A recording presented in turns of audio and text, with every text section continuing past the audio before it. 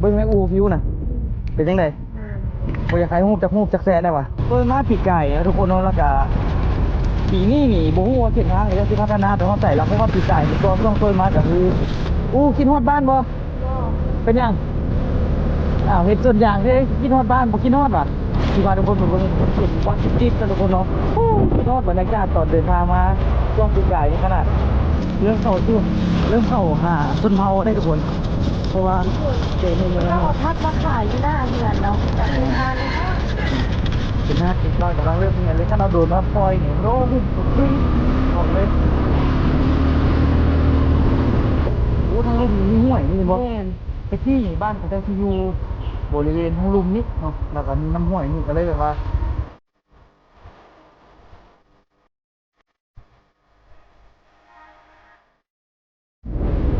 สบายดีทุกคนที่เข้ามารับชมในตอนนี้เนาะสบายดีตอนสวยๆเนาะ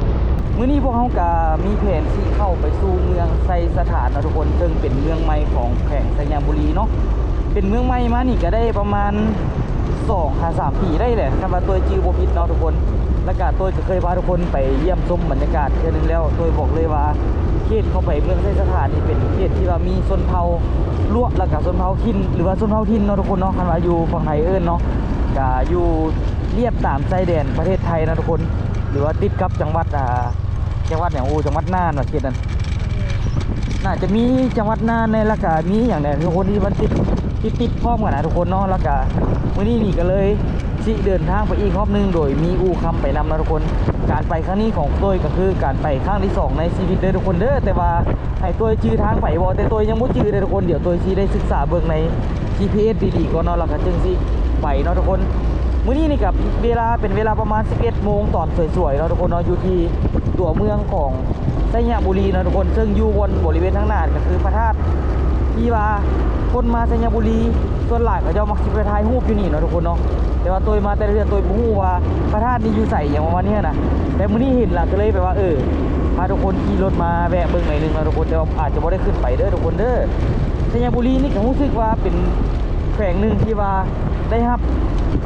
การออกแบบอย่างดีนะทุกคนเนาะมีการวางแผนผังเมืองอย่างดีเบื้องจากสภาพเส้นทางแล้วซื้อเยอะเลยทุกคนเนาะแล้วก็จัดสรรเป็นระเบียบงดงามนะทุกคนเพราะว่าที่เป็นถนนเพราะว่าที่เป็นการปลูกสร้างอาคารเนี่ยต่างๆเนาะทุกคนถนนเขาเจ้าก็มีการเป็นแบ่งเลนเป็นเลนใหญ่ๆไปเลยเนาะคันว่าเขตที่เป็นเมืองเก่าส่วนใหญ่ก็จะเป็นแบบถนนน้อยๆเนาะที่ว่าบ่สามารถเฮ็ดถนนผ่านใหม่ได้เนาะทุกคนอันนี้ก็คือเขาเจ้าได้มีการจัดสรรพื้นที่โดยละเอียดแล้วเราเขาเจ้าจึงแบบว่าปลูกสร้างอาคารนะทุกคนเนาะข้างหน้ากับเป็นพระธาตุซึ่งเป็นสัญลักษณ์ของสัญญาบุรีเลยแหละทุกคนแต่ตัวกับบุจื้อกันเนาะทุกคนตัวมาแข่งสัญญาบุรีนี่ทุกคนตัวนับไปเลยบ่ฮอด10 เทื่อปกติมานี่มาแบบมีเพียงมีงานนี่บ่มีเลยทุกคนมีแต่มานอนพักเนาะทุกคนแข่งสัญญาบุรีนี่เนาะซึ่งอยู่นี่เป็นทางจากบ้านตัวไปกะอีกประมาณ2 ชั่วโมง 3 ชั่วโมงบ่ได้ทุกคนจึงสิฮอดน่ะรถขึ้นไปได้ขึ้นไปนิดนึงซะซั่นน่ะแต่เทื่อนี่เขาเจ้ามักสิมาถ่ายรูปที่บริเวณนี้แหละแล้วก็เดี๋ยวตัวสิให้ทุกคนเบิ่งว่าถ่ายรูปแล้วเบิ่งมุมลงไปแล้วสิเป็นจังได๋อย่างประมาณนี้เนาะทุกคนมันก็อยู่นี่มีก็ถือว่ามีนักท่องเที่ยวมาอยู่ได้ทุกคนอนุสาวรีย์นักรบนักรบนิรนามเนาะเป็นอนุสาวรีย์อยู่นี่ทุกคนอันนี้ก็คืออนุสาวรีย์ของเพิ่นของนักรบเนาะสุสานนักรบเนาะแล้วก็ที่ดินเบิ้งแม่อูวิวน่ะเป็นจังไดบ่อยากถ่ายรูปจากแซ่ได้วะบอกเลยว่าอยู่มุมนี้นี่เวลาถ่ายรูปลงไปนี่โอ้โหสุดยอดเลยงามอีหลีทุกคนเนาะไปเดี๋ยวตัวสิเบิ้งนำ GPS นิดนึงก่อนละจึงสิพาทุกคนไปต่อเนาะบ่ฮู้ว่าสิแม่นจุดนี้บ่ทุกคนทางไปเนาะตัวยังบ่มั่นใจเลยทุกคนเนาะเพราะว่าบ่จื้อนะทุกคนขนาด GPS นะทุกคนขนาด GPS ยังแบบมั่งจุดไปใช้สถานบ่ได้นะทุกคนขึ้นเบิ่งว่าเส้นทางเป็นเมืองใหม่น่ะแล้วก็คนในตัวเมืองเนี่ยทุกคนของสัญญาบุรีนี่นะเวลาถามพระเจ้านี่บางคนนี่บ่ได้ฮู้จักใช้สถานเลยเด้ทุกคนทั้งที่ใช้สถานนี่ก็อยู่ในแขวงสัญญาบุรีนี่เนาะแต่กี้นี่ใช้สถานนี่เราเป็นเขตพิเศษครับเขตพิเศษใช้สถานล่าหลังๆนี่ก็เป็นเมืองเราทุกคนเอาเมืองใช้สถานแต่ แต่บ่ฮู้ว่าสิแม่นแท้บ่เส้นทางนี้เดี๋ยวเขาสิไปหาถามคนเอาข้างหน้าเนาะทุกคนเนาะจักสิแม่นหรือบ่แม่นแต่ตัวคิดว่าน่าจะแม่นทางนี้ล่ะต้องถามก่อนแน่นอนอยู่ล่ะ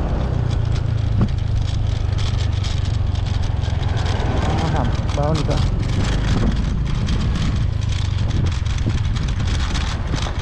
สบายดีขอถามได้ไหมถ้าอันทางนี้เป็นทางไปใช้สถานวะแม่นแล้วเนาะอ๋อโดยขอบใจหลาย ส่วนบ่ฮอดนี่ไปใช้สถานอีกประมาณจะกิโล ก็คิดจากแต่นี่ลูกไป2 ชั่วโมง โอ้ ค่อยก็ลูกมาแต่บ่ใช่สถานนะ ๆแม่นว่าเจ้ากลับมาแต่ใช้สถานนั่นบ่โดยขอบใจหลายๆไปทางนี้เลยเนาะโอเค โดย ผู้ย่างเด้อ ฮะ ไปทางผู้ย่างซื้อเด้อ โดยขอบใจหลายๆแสดงว่าเฮามาถึงทางแล้วเพราะว่าตัวกับเบิ่งมาแต่ที่อีกละที่จริงตัวอยากเติมน้ำมันอีกเลยเติมน้ำมันอีกบ่อุที่จริงมันหักก็ลงขีดเดียวนึงแต่ว่าสิเติมให้มันเต็มไปเลยเนาะย่านข้างหน้าผมนี่เนาะทุกคนเนาะอันนี้ก็คือทางไปเนาะอันนี้ก็ทางซอบๆทุกคนใกล้ที่เข้าขีดก็คือที่เป็นทางดินแดงเด้อทุกคนเด้อหรือว่ากายเทศสถานแต่ก็ที่เป็นทางดินแดงไปเรื่อยๆเนาะทุกคนเนาะแต่ว่ามื้อนี้นี่เฮาก็ดันด้นไปต่อทุกคนเรื่อยๆนะทุกคนบ่ฮู้ว่าสิฮอดใช้สถานตอนใดก็บ่เป็นหยังเนาะทุกคนค่อยๆเป็นค่อยไปโดยมาประมาณปีกายว่าอู้ค่อยมาใช้สถานนี่โดยมาปีกายเนาะทุกคนเนาะแล้วก็ปีนี้นี่บ่ฮู้ว่าเส้นทางก็จะสิพัฒนาไปฮอดไสแล้วเพราะว่าปีกายนี่ตัวช่วงต้นมาก็คือเขาเจ้าได้มีการซ่อมแซมถนนไปแน่แล้วเนาะแต่ว่าปัจจุบันนี้บ่ฮู้ว่าสิเป็นจังไดเนาะทุกคนฝากทุกคนติดตามต่อไปเนาะทุกคนเด้ยสู้ต่อไปเพื่อเป้าหมายให้เฮาให้บรรลุนะ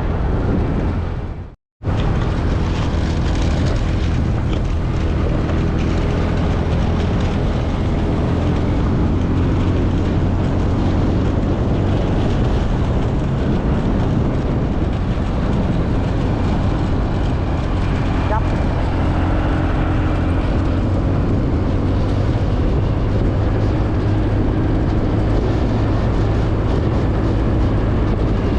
ให้เห็นหลายๆช็อตไว้นะครับ เอาประมาณอันนี้นะ1 นาทีแล้วก็เห็นช็อตอื่น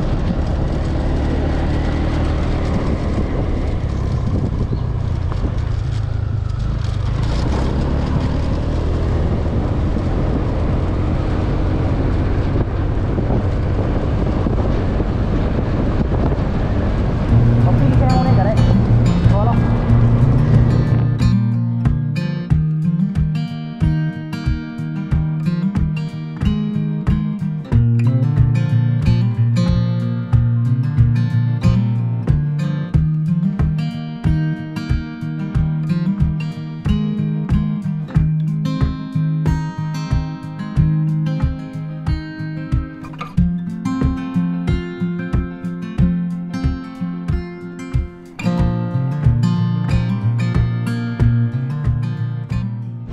นี่ทุกคนเขตนี้เขาเจ้ากระปลูกอันนี้กันทุกคนอู้คิดฮอดบ้านบ่ ก็ เป็นยัง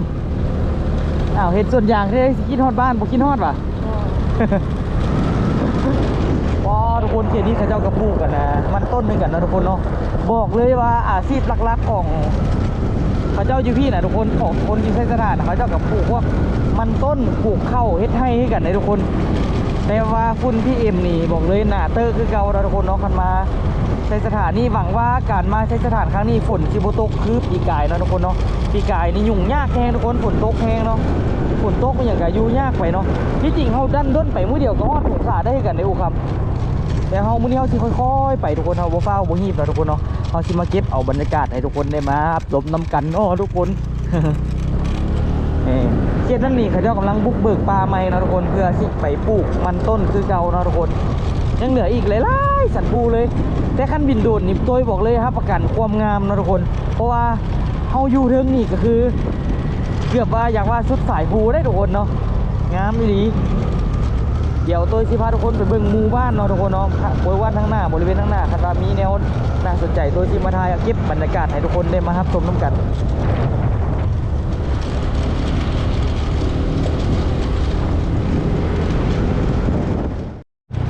ตอนนี้เขาเข้าสู่เขตบ้านนาลือเนาะทุกคนเนาะอันนี้โอ้ว่าเป็น หมู่บ้านชนเผ่าบ่หรือว่าของบางที่ก็น่าจะบ่แม่นนะทุกคนเพราะว่ายังอยู่ใกล้เขต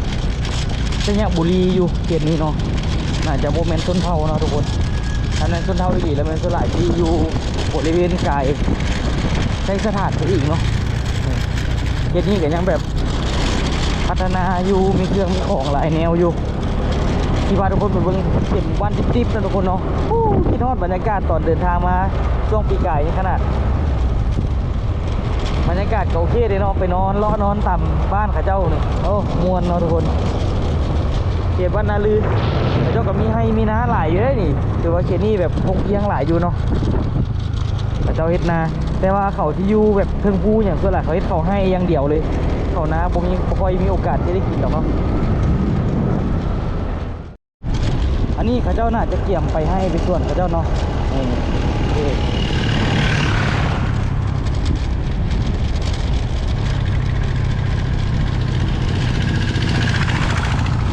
ข้าเจ้าขนมันต้นทุกคนเกี่ยมปลูกอันนี้กับส่วนมันต้นนี่กันในทุกคนป่วยเกียนถือว่าแบบว่าเกี่ยงรองแรงแองทุกคนปลาเนาะ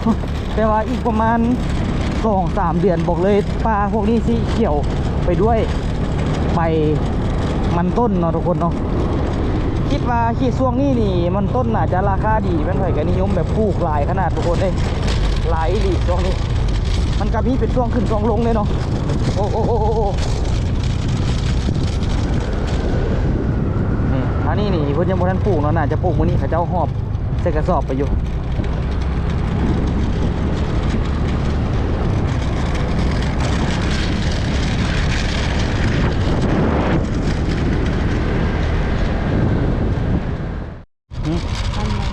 น่าจะแมนอยู่ ป้าเขาจะเอาไหวมาขายหลายอันเนาะ อันนี้บ้านหนึ่งเหรอครับ เมคันแม่จะมักสุดเลยนะ ห้วยไซแง้มเหมือนเนาะ คันแม่ อันนี้น่าจะเป็นคนเขาโม่งเนาะทุกคนเนาะเขาเจ้าอาศัยอยู่ตอนนี้ มันเป็น เริ่มเป็นอันนี้เดี๋ยวได้บัดนี้นี่เริ่มเข้าตัวเริ่มเข้าหาชนเผ่าได้ทุกคนเพราะว่าเจอในเมือง ก็เอาพักมาขายอยู่หน้าเฮือนเนาะแต่เป็นทานเนาะ เป็นห้านแต่ละเฮือนเพื่อนทั้งนั้นทางเข้าไปบ้านเขาเจ้าทางไหนเด็กน้อยยางเขารับแค่แรกมาแถวนี้เต็มน่าฮักเนาะเนาะ เนาะ ตัดปอดแต่แปดหลักยางมาอยู่ ไม่สิแงมจะได้ว่ายังมีลูกว่ะ หาเมียได้ก็หาแม่มันก็ เนาะหาแม่มันก็เด้อ แม่มึงยอมรับกันเถอะดิ โอเคล่ะไอ้ ฮะ ไอ้ โอ้โหเลยต้องแม่มันอยู่ เด้อ โดยเป็นกำลังใจคอยเด้อ โอเค แต่ว่าชิจิเจ้าให้ติดได้ไหม โอเค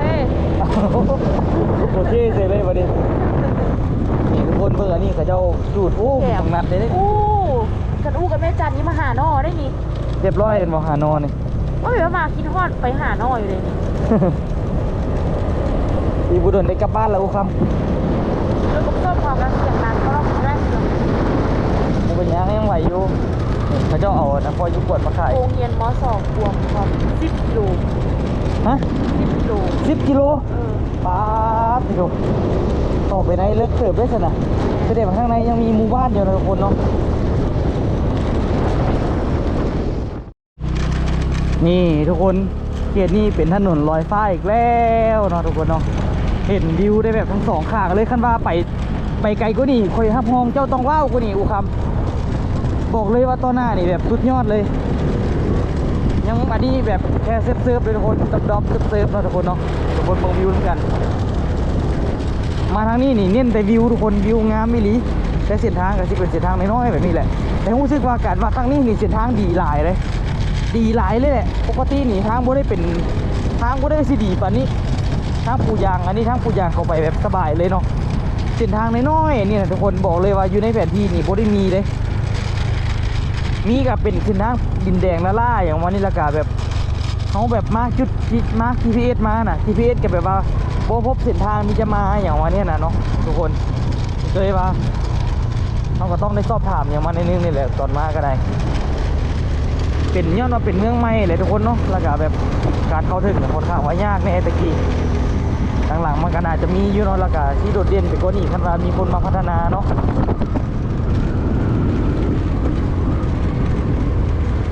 แต่ว่าการพัฒนานี่ก็โอ้ใช้งบมหาศาลทุกคนได้อะไรก็ได้แต่ตัวบอกเลยว่าอยู่ทางเทิงนี่งามนี่ดีทุกคนเดี๋ยวทุกคนเดี๋ยวเขาเห็นหมู่บ้านอยู่ภูเขาทางนั้นหมดละทุกคนจะตัวที่มันคนเบิ่งกันเนาะที่ทางหลังเมื่อกี้ทางหลังนี่เขาเห็นท่อสายน้ำทุกคนเขาจะต่อมาบอกใกล้ๆต่อข้ามถนนมาอีกนี่ตอนนี้เรามาเจอกับหมู่บ้านแห่งหนึ่งเนาะทุกคนเนาะ พี่ดอยนะ พระเจ้าก็แบบอาศัยอยู่ภูอยู่ดอยนี่แหละทุกคนนี่เบิ้งเรียบของพระเจ้าภูเขาพาเบิ้งเด้อพระเจ้าที่มานั่งอยู่บริเวณข้างหน้าเนี่ยเราจะล้มกันเนาะทุกคนเนาะจะล้มเรียกล้มงานเนี่ยพระเจ้านี่แหละเรามานั่งริมเนาะมีลูกน้อยห้องเป็นไงเจ้าคือหมุนเบิ้ง น่าจะเป็นส่วนเข้า แหมต้นเท้าอะไรอยู่เขียนเบิ้งพระเจ้าอาศัยอยู่ตามภูตามดอยแบบนี้เลยอาจจะแม่นเนาะที่จริงเขามีตัวมาที่พาทุกคนแบบขึ้นไปถึงแต่เอาแบบมาเบิ้งจากเส้นทางแล้วก็ไม่ไปหรอก ไปบอก ไปปะ ไปทางใดเรา ไปลองเบิ้งน้องสนอกนี่จะไปให้เนี่ยมีเส้นทางเข้าไปอยู่ อ้าวบริซื้อขนมมาเนาะ เด็กน้อยเขาจะกำลังเลิกเรียนทีเดียว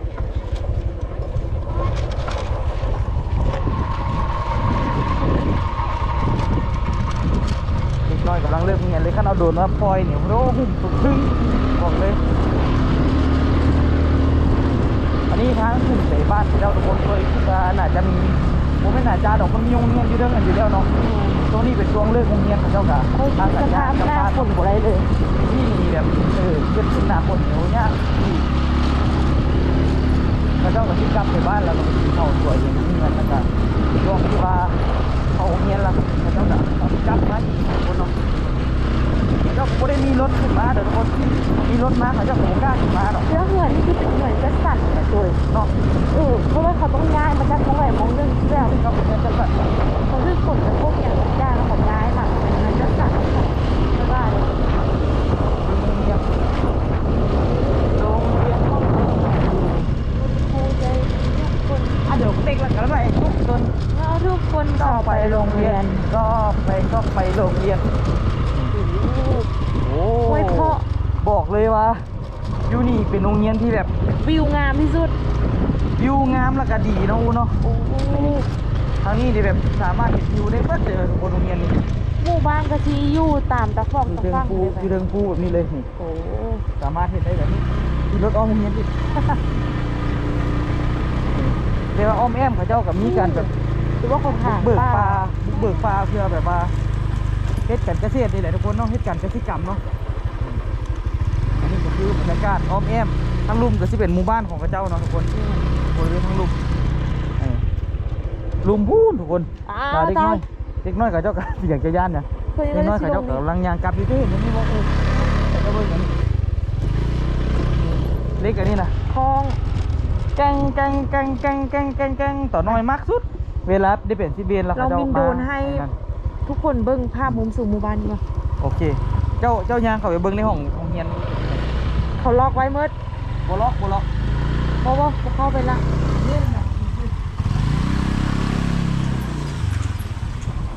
ปอหนึ่ง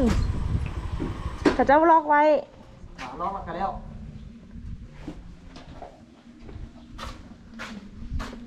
ห้องสมุดไลบรารีองค์การ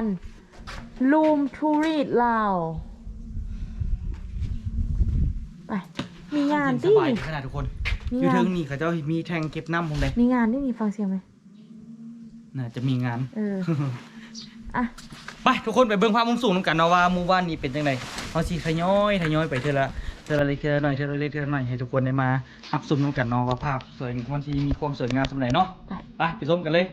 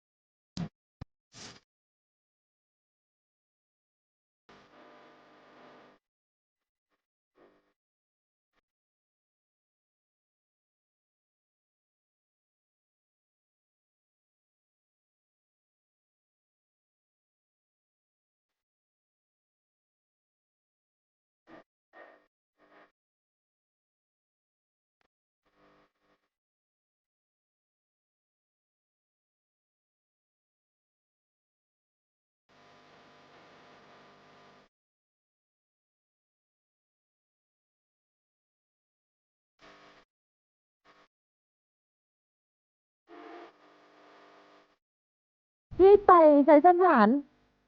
ไปเรื่อย ยังไก่อยู่บ่ไปใส่สถาน ไก่เลย ไก่ไหน ๆไปไหนเนาะ คันขี่รถไปก็สิเป็นบ่ฮอดชั่วโมงหรอกเนาะ พอชั่วโมงเนาะ นั่นแหละ โอ แต่ว่า เค เฮาไปนี่เนาะไปนี่ก็ไกลบ้านเฮาเบิดบ้านนี่แล้วก็ไปอยู่คนเปียบคนเปียบบ้านน้ำนี่แล้วก็ข้ามลงหุ้งไปแล้วก็แม่นแหละ อ๋อ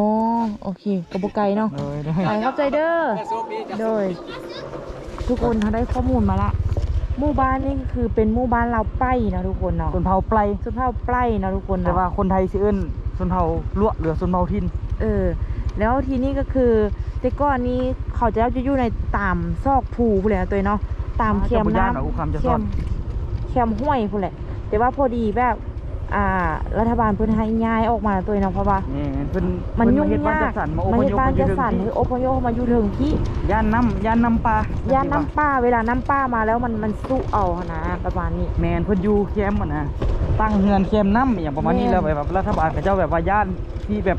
ประชาชนที่แบบที่เดือดร้อนเวลาน้ำมันมาแห้งอะนะ แม่น เพิ่นเลยอพยพให้ประชาชนเขาเจ้าย้ายมาเทิงที่อะนะ แต่ว่าคันหน้านี่ก็คืออยู่ได้สบายแต่ว่า แม่น หน้าฝนมันจะค่อนข้างที่ แม่น ลำบากแฮง แต่ว่าลำบากที่สุดของการอยู่เทิงนี่ก็คือน้ำอาจารย์ว่า แม่นเมื่อ น้ำ กี้ ที่กินน้ำที่ใส่กับบ่มีอย่างประมาณนี้ แม่นมีนักเรียนอยู่ห้าห้อง 90 คน 90 คน อาจารย์มีในครู อาจารย์ มี สาม มีสาม คน คน ควบคุมนักเรียน90 คน แม่น เพราะว่ามัน สามคน แต่ ต่อ ก่อน 90 จะมีครบทุกห้องแต่ก็มีครูอาสาเนาะแล้วเดี๋ยวนี้ครูอาสาเพิ่นก็ออกไปแล้วเพราะว่าบ่ได้เงินเดือนสินะ แม่น แล้วก็ บ่ได้ เหลือ เลขรัฐกร เด็กรัฐกร เพิ่นก็เลยแบบว่าโอ้ออก ออกเพื่อแบบ หาเฮ็ด ไป เอาไว้ สร้างเศรษฐกิจครอบครัวของตัวเอง อาจารย์ที่ว่าได้รัฐกรก็มีแต่3คนเนาะ แม่นอันนี้เพิ่นก็บ่ได้คนพื้นฐานอยู่นี่นะเพิ่นเป็นคนพื้นฐานอยู่ตัวเมืองไซยะพุ่นแหละแต่เพิ่นออกมาประจำการอยู่นอกกะได้มาอยู่หอพัก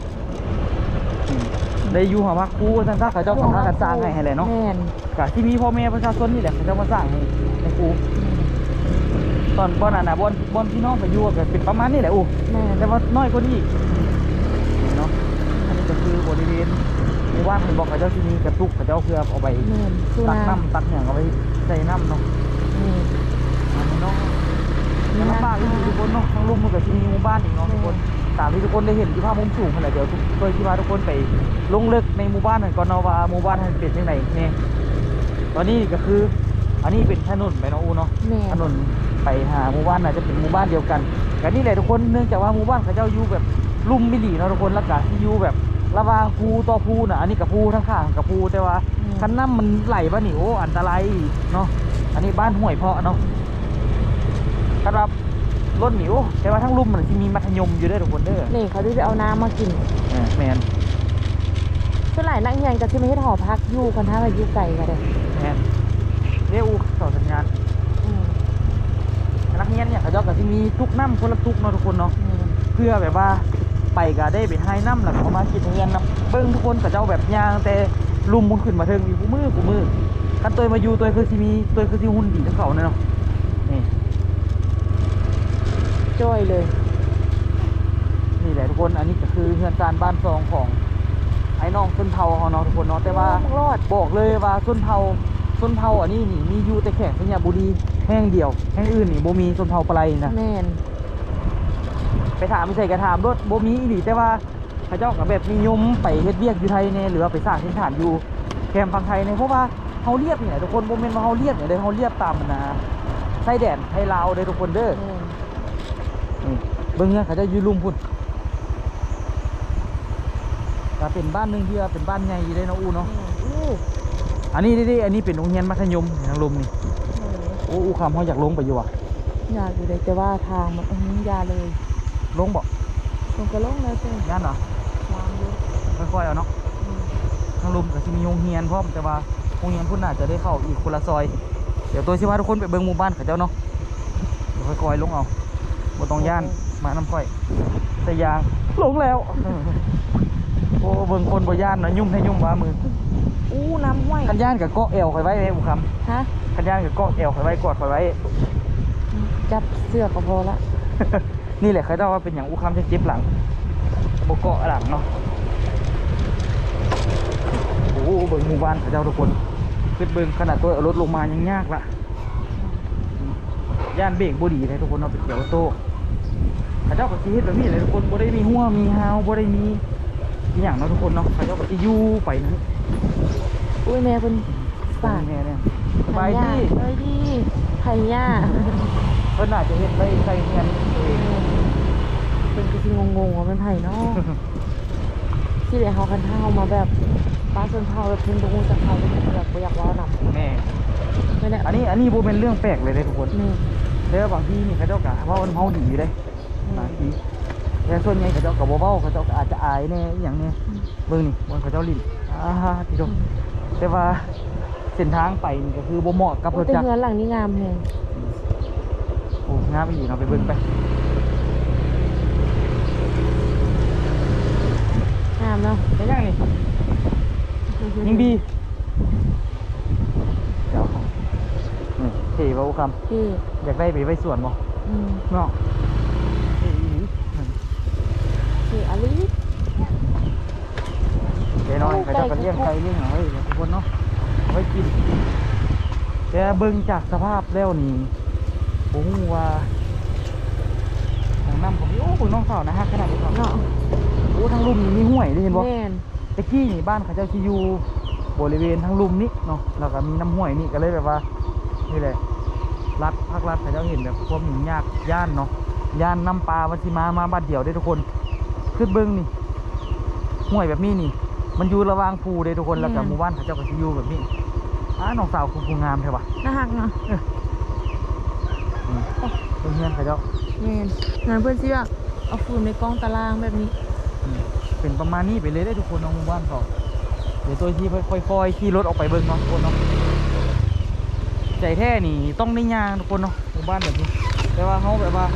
ค่อยๆไปเอาให้ทุกคนเบิ้งบรรยากาศไปน้ำเนาะ ย่างไปยันคุณ ถ้าน้องไก่ไปไกลมาบนอีก2-3เทื่อเด็กน้อยเริ่มสิโวยแล้วเด้แต่จะยิ่งดีกว่าลังมวนเท่านั้น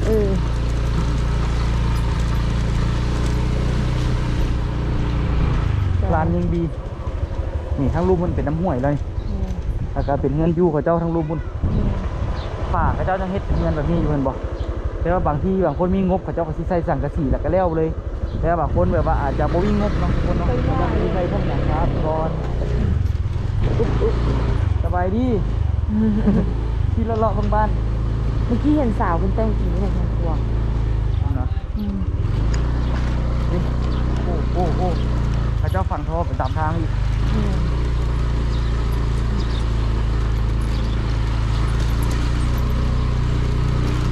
อย่าบื้นไปนี่นะสู้ๆสมเที่ยวเว้ยเดี๋ยวเขาสิไปน้ำกันนี่ทางรูปนี่ทุกคน อันนี้ก็ยังเป็นหมู่บ้านของเขาเจ้าอยู่เนาะ แม่ บางคนก็มาเฮ็ดเงินโอ้อันนี้นี่ เป็นน้ำห้วย เพื่อมีแน่เนาะนี่น้ำห้วยเขาเจ้า น้ำห้วยนี่เขาเจ้าแบบ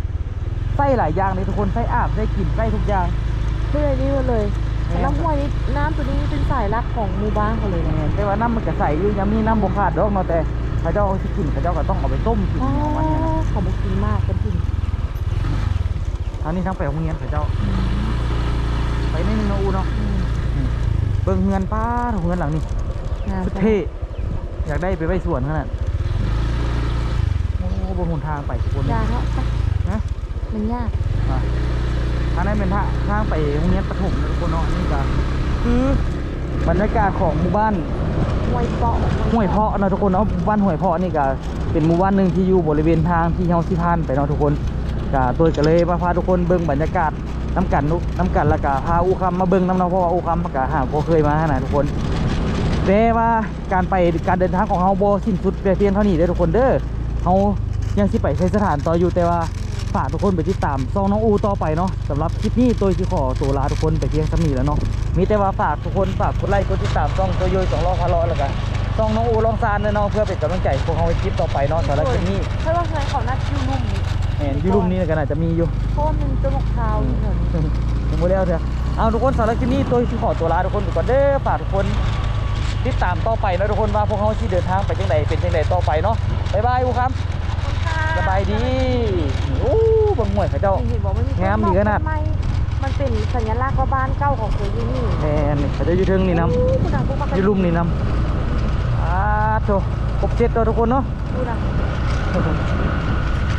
โอ้แม่นอีดีคือที่มันอยู่เขียนนี่เนาะอูเนาะ เพื่อนนี่แหละที่ขอย้ายขึ้น มีกกหมักมีกกหมักปะนะ